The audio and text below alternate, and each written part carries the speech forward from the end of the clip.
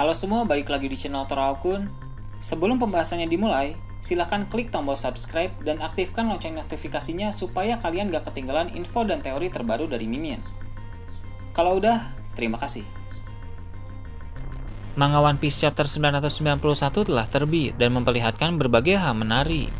Dalam video kali ini, channel Toraokun akan membahas tentang chapter terbaru ini dengan memberikan pendapat dan juga beberapa teori. Dalam chapter sebelumnya, Luffy sedang menyerang salah satu Numbers menggunakan teknik Konga. Kemudian, X-Drake datang menyerang Numbers yang lain menggunakan teknik Excalibur. Setelah itu, X-Drake meminta kepada Luffy untuk mengizinkan dirinya beraliansi dengan Luffy dalam perang Wano yang sedang berjalan ini. Dalam chapter kali ini, terlihat dua Numbers yang telah diserang oleh Luffy dan X-Drake, keduanya sudah tumbang. Aksi dari X-Drake pun menimbulkan banyak pertanyaan dari orang-orang, karena sangat aneh bagi mereka melihat salah satu Tobiropo menghajar Numbers. Tobiropo dan Numbers seharusnya berada di kubu yang sama, sebagai kru bajak laut hewan buas. Saat sedang berdiri bertatapan dengan Luffy, X-Drake teringat kenangan saat bersama Koby, di mana Koby sedang membahas soal Luffy. Bagi Koby, Luffy adalah orang yang akan terasa sangat dekat ketika menjadi teman dan akan terasa sangat jauh apabila menjadi musuh. Luffy adalah orang yang memiliki daya tarik tersendiri. Daya tarik unik dari Luffy itu yang membuatnya memiliki kekuatan paling mengerikan di lautan, seperti yang dikatakan Mihawk saat di perang Marineford. Luffy bisa membuat orang-orang di sekitarnya satu persatu menjadi kawan. Sementara X-Drake masih mengenang pembicaraannya dengan Koby, Luffy terdengar mulai bersuara. Luffy bertanya, apakah X-Drake juga ingin mengalahkan Kaido? Kemudian dijawab oleh X-Drake bahwa tujuannya sama dengan tujuan Luffy, walau ada hal yang tidak bisa dijelaskan. Tiba-tiba, Zoro datang menyerang X-Drake, yang untung saja berhasil ditangkis. Zoro menduga X-Drake punya rencana tersembunyi dan menghimbau agar Luffy tidak terkecoh. Dugaan Zoro terbilang wajar, mengingat X-Drake adalah kru Kaido sama dengan Hawkins dan yang lain. Dan di antara kru topi jerami, Zoro adalah orang yang paling bisa menyadari jika ada sesuatu yang ganjal. Dan juga, di dalam databook dikatakan bahwa di siang hari Zoro selalu mencari kesempatan untuk tidur. Karena saat di malam hari, ketika yang lain tertidur pulas, Zoro selalu tidur dengan keadaan waspada untuk menjaga kapal mereka. Jadi bisa dibilang insting Zoro memang kuat. X-Drake pun segera memberi penjelasan, di mana dia berkata bahwa sekarang dia sudah tidak lagi tunduk kepada Kaido. Namun Zoro tetap tidak percaya dengan X-Drake. Franky dan Jinbei pun sama dengan Zoro. Mereka menaruh curiga kepada X-Drake dan tidak percaya kepadanya. Meski begitu, Luffy dengan polos berkata bahwa dia telah menyatakan X-Drake sebagai aliansi, yang artinya permintaan X-Drake disetujui oleh Luffy.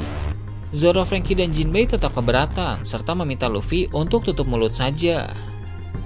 Sebelum lebih jauh mengurus soal X-Drake, salah seorang samurai mengingatkan agar Luffy sebaiknya dengan cepat pergi ke tempat di mana Kaido berada. Tak jauh dari sana, ada Ulti dan Pejuan.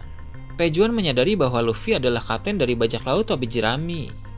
Melihat Luffy mulai bergegas untuk pergi ke tempat Kaido, Ulti dan Pejuan tidak bisa tinggal diam.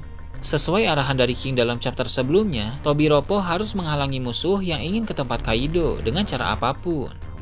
Pejuan telah berubah menjadi Spinosaurus dan mulai mengamuk, sedangkan Ulti memasuki mode hybrid kemudian mulai menanduk para samurai yang menghalangi jalannya.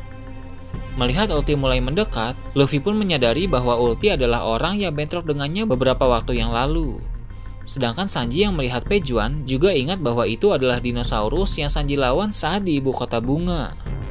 Di tengah situasi yang panas karena pertempuran di mana-mana, Sanji masih sempat-sempatnya memperhatikan Ulti dan menganggapnya sebagai nona manis. Para samurai yang menghalangi Ulti dan Pejuan tampaknya tidak berdaya, sehingga mereka berdua semakin mendekati Luffy. Pejuan berkata bahwa jangan harap Luffy bisa melawan Kaido untuk kedua kalinya. Namun, tiba-tiba Pejuan terkena serangan tepat di kepalanya. Ulti terkejut melihat adik tercintanya itu terkena serangan, kemudian Ulti pun melihat ke arah Nami. Namun, serangan itu bukan dari Nami, melainkan dari Usopp yang sedang bersembunyi di belakang Nami. Usopp dan Nami pun melarikan diri dari sana, di mana Ulti dan Pejuan mengejar mereka. Sepertinya, lawan utama bagi Usopp dan Nami dalam perang Wano ini adalah Ulti dan Pejuan. Menarik untuk menantikan apakah mereka berdua sanggup melawan dua Tobiropo itu, atau nantinya akan ada orang yang membantu mereka. Sanji mempercayakan Nami kepada Usopp dengan meminta Usopp untuk melindungi Nami. Kemudian, Sanji menemani Luffy menuju ke tempat Kaido. Namun, belum jauh langkah mereka, tiba-tiba Luffy meminta Sanji untuk menutup telinga. Rupanya, di sana ada Appo yang menyerang mereka menggunakan jurus musik miliknya. Sebelum Appo menyerang, Luffy sudah tahu duluan karena Luffy sedang fokus sehingga dia bisa menggunakan Kenbunshoku Haki yang bisa melihat sedikit masa depan. Appo bilang bahwa memang benar Luffy sudah tahu soal jurus Appo, tapi dia ragu apakah Luffy bisa menghadapinya sambil menutup telinga. Di sana Appo menyebut nama dari 3 numbers yang sudah tumbang, yang bernama Jaki, Goki, dan Juki. Appo merasa kasihan karena para numbers yang bisa menghancurkan banyak kota, 3 di antaranya harus tumbang dengan cepat dalam perang Wano. Dari sini juga terkonfirmasi bahwa total jumlah numbers ada 10 orang. Dari belakang Appo muncul numbers bernama Hacha yang mengangkat salah satu numbers yang telah tumbang tadi. Rupanya Hacha berniat menggunakan tubuh numbers itu sebagai senjata. Appo pun meminta Hacha untuk memperlihatkan bagaimana jadinya apabila raksasa kuno sedang mengamuk. Di sana, Sanji mengingatkan Luffy agar terus saja berlari dan tidak perlu meladeni Appo maupun numbers. Sedangkan Franky yang tak jauh dari sana bilang bahwa kolam miliknya tidak akan cukup setelah dia tahu bahwa numbers berjumlah 10 orang. Jinbei juga mengatakan bahwa numbers itu menakutkan, yang mana sepertinya Jinbei tahu soal mereka. Kemudian diperlihatkan numbers Hacha yang kagum saat melihat robot General Franky dan dia mulai mendekatinya. Jinbei meminta Franky untuk berlari karena mereka tidak bisa membiarkan para numbers mengamuk lebih parah lagi. Setelah itu, diperlihatkan Zoro sedang bertarung melawan X-Drake. X-Drake menjelaskan kepada Zoro soal dirinya yang diserang oleh rekan-rekannya dalam bajak laut hewan buas. Sehingga pada akhirnya nanti jika bajak laut topi jerami dan pasukan pemberontak berhasil menang, maka akan menguntungkan X-Drake. Oleh sebab itulah dia ingin bergabung. Zoro bilang X-Drake memang terlihat jujur, tapi X-Drake seperti masih merahasiakan sesuatu. Tentu yang X-Drake rahasiakan adalah soal identitasnya sebagai kapten pasukan Sword. Dia bisa jujur soal apa saja, tapi kalau terkait dengan Sword, jelas dia tidak bisa bilang kepada orang lain. Sementara mereka bertarung sambil mengobrol, terlihat Appo berlari tak jauh dari mereka untuk pergi memanggil numbers yang lain. Namun, X-Drake dan Zoro sama-sama menyerang Appo, tapi berhasil dihindari. Dari awal, X-Drake telah membenci Appo dan ingin menghajarnya.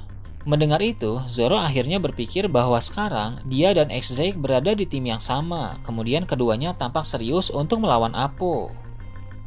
Namun, sebelum Zoro dan X-Drake bertarung melawan Appo, mereka berdua dihujani tembakan oleh Queen. Beberapa samurai terkena tembakan tersebut, tapi Zoro dan X-Drake berhasil menghindar. Queen tidak akan membiarkan pengkhianat seperti X-Drake lolos begitu saja. Menariknya, di sana Queen tahu bahwa X-Drake adalah mata-mata. Belum jelas apakah Queen sudah tahu bahwa X-Drake adalah mata-mata angkatan laut atau bukan. Tapi yang pasti dia sudah tahu bahwa X-Drake itu adalah mata-mata yang menyusup ke bajak laut hewan buas. Peluru yang Queen gunakan bukan peluru biasa. Kemungkinan ada racun di dalamnya, sama seperti peluru yang digunakan oleh penjaga di penjara tambang udon. Ada kemungkinan Zoro akan bertarung melawan Queen dan X-Drake akan membantu Zoro. Namun, Wushu akan datang menyerang X-Drake sehingga pertarungan akan menjadi 1 lawan 1 antara Zoro versus Queen dan X-Drake versus Wushu.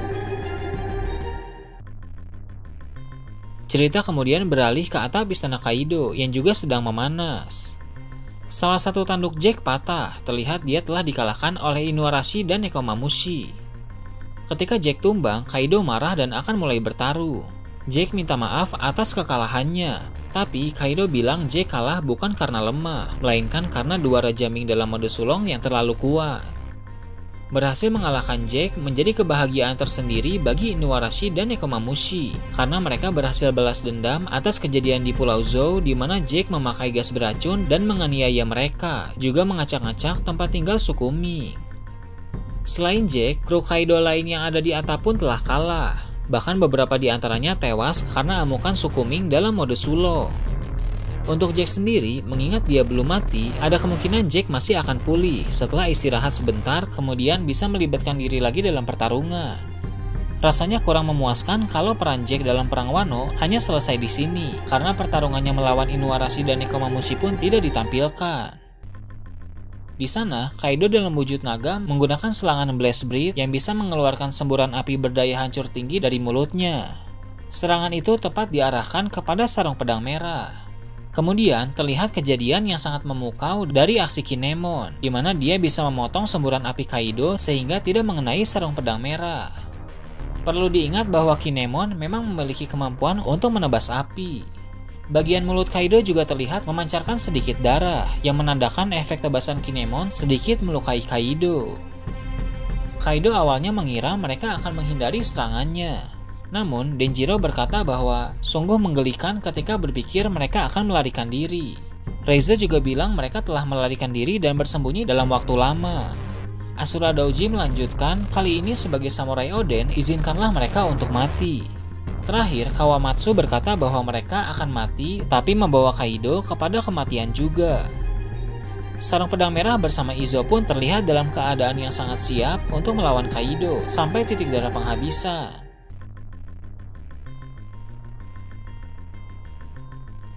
Nah itu tadi, teori dan review tentang One Piece chapter 991. Gimana menurut kalian? Silahkan tulis di kolom komentar di bawah.